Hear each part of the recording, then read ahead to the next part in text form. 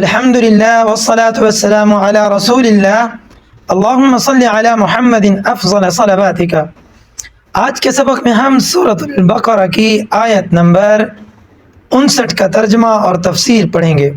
اعوذ باللہ من الشیطان الرجیم، بسم اللہ الرحمن الرحیم۔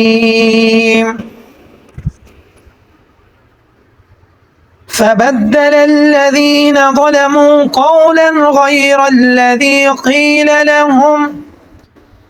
فأنزلنا على الذين ظلموا رجزا من السماء بما كانوا يفسقون۔ ترجمہ، فبس بدلا تبدیل کر دیا، الذین وہ لوگ جنہوں نے ظلموا ظلم کیا، قولا بات، غیر الذی اس کے علاوہ، قیل جو کہا گیا، لہم ان کو، فانزلنا پس ہم نے نازل کیا، علی الذین ظلموا ان لوگوں پر جنہوں نے ظلم کیا، رجزا من السماء آسمان سے عذاب، بما کانوا یفسقون اس چیز کے بدلے میں جو وہ گناہ کرتے تھے۔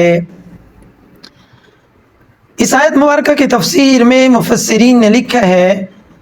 کہ فبدل الذین ظلموا قولا غیر الذی قیل لهم۔ اس آیت مبارکہ کے اندر اللہ رب العزت نے بنی اسرائیل کو جو انہوں نے بار الہ یعنی اللہ رب العزت کے حکم کا مذاق اڑایا اور نہ صرف اس پر عمل نہیں کیا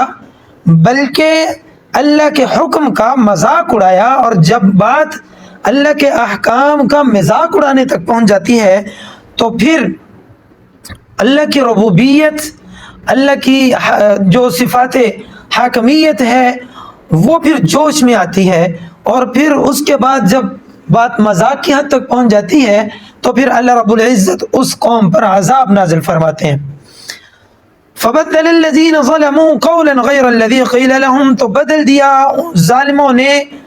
اللہ تعالیٰ کی بات کو، فبدل الذین ظلموا قولا غیر الذی قیل لهم، پھر ان ظالموں نے اس بات کو جو ان سے کہی گئی تھی بدل ڈالا۔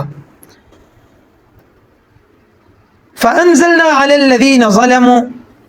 پھر ہم نے ظالموں پر آسمان سے عذاب نازل کیا۔ اب یہاں پر رجزا من السماء کا لفظ ہے، رجزا من السماء، رجزن سے مراد